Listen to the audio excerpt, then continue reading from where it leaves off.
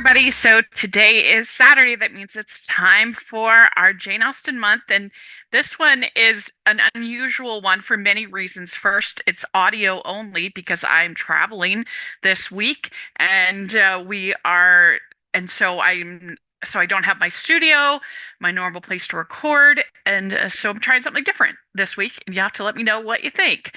It's also different because normally in this series, I just profile movies that I like, and I don't really talk about movies that I don't like.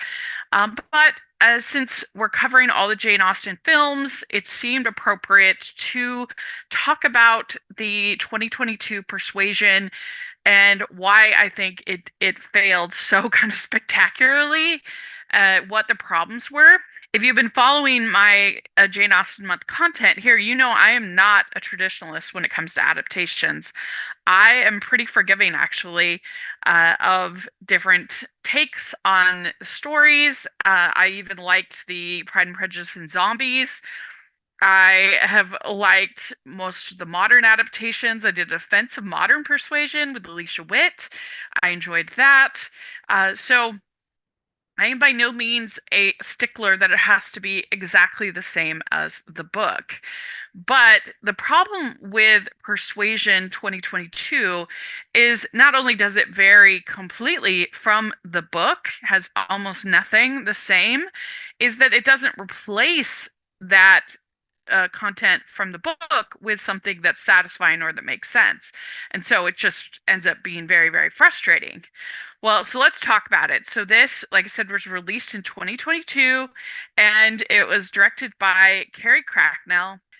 In this version, they present Anne Elliot as this rebellious, wine drunk, glib, sarcastic character, which is completely different than her character in the book. In the book, Anne Elliot is shy, is awkward, is very uncomfortable around other people, but she's very sweet and very kind. And so it makes her very likable. And I think part of the reason why people love Anne is that people can relate because there aren't that many heroines in literature that are more soft spoken and sweet and kind. So many of the characters in literature are your Lizzie Bennet's, outspoken, a little bit strong-willed, big personality, your Joe Marches, your Anne Shirley's, your characters like that. And so you don't see characters like Anne that often. And again, it would be fine if they changed her character, but then they expect it to still fit in with the story, and they don't change the story enough to make it work with this new version of her. It doesn't make any sense to have this version of Anne Elliot and her be persuaded against marrying Wentworth. That doesn't make any sense. And it makes sense in the novel and in the other versions why she would be persuaded, why she would listen to these people, because she is somebody who is timid and somewhat insecure, because she is somebody who is persuadable. And in this version, she is not. And so the whole thing just comes off as extremely, extremely annoying and false. And so when we have Wentworth come, played by Cosmo Jarvis, it's like, why doesn't she just run away with him? She is this high-spirited, person. She is this rebellious person. It doesn't make any sense. And there's no sense of tension or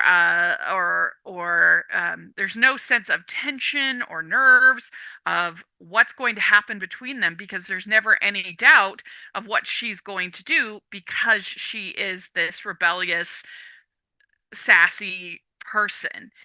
And they don't have any chemistry, Dakota Johnson and Cosmo Jarvis, but they aren't allowed to really spend that much time together. We don't hardly get to know him at all. And so then they also cast Henry Golding as Mr. Elliot. And so you think that he's going to be the villain because that's Mr. Elliot's role in the book and in the other adaptations. But they have him be the kind of give him a happy ending in this, where he ends up marrying Mrs. Clay, and there's this whole voiceover of like sometimes people have to fight for their happy endings or something like that, which is just absolutely ridiculous. And if we're supposed to be glad that she's with Wentworth instead of this guy, that she kind of escaped the clutches of this guy, why are we supposed to feel that way when she has spent practically as much time with them and they give this other guy the happy ending? It doesn't make any sense. And that's the problem with this movie. There's no tension because none of the characters' choices have any kind of weight or doubt to them, and and we don't feel invested because they haven't built up the characters to any kind of they haven't built up the characters to anything but complete cliches. And if there's anything that Jane Austen does not do is write cliched characters. Her characters are nuanced, and especially in Persuasion they are. So it's very frustrating for those of us that love these characters to see this bizarre morphing, mutinizing of her characters and her work. It's also a pretty sloppily made movie. There's some nice moments of cinematography, but the costumes are a mess of modern and Regency. They look terrible. Pretty much all the other production aspects look really sloppy. And so, yeah, this is just a really bad production of this story. And again, it's not that it's non traditional, it's that then they don't replace those aspects with something else that's satisfying. So it's just a mess. It truly is a mess. And so I was bummed. I was really looking forward to this. I was pulling for it. I thought, oh, come on, y'all are being too hard on the trailer. And then it came out, and everybody was right. It was terrible. One of the worst movies of that year, and very disappointing.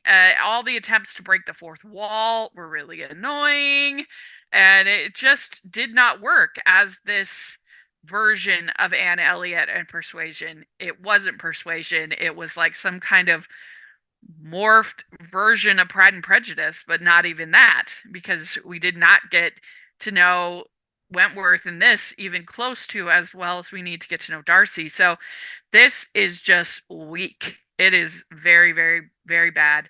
But let me know what you think of this version. I would love to hear your thoughts in the comment section or on Twitter. And check out all of my Jane Austen Month reviews. I would really appreciate it. I hope you've enjoyed this year's version of Jane Austen Month. We'll be starting my classic musical month next, so I hope you enjoy that. And I hope you all are doing well. And please like this video, please subscribe to the channel, and check out the Patreon group and merch store. I would really, really appreciate it. We have some Jane Austen inspired merch in the merch store, so check that out. And thanks so much, everybody. We'll talk to you later. Bye.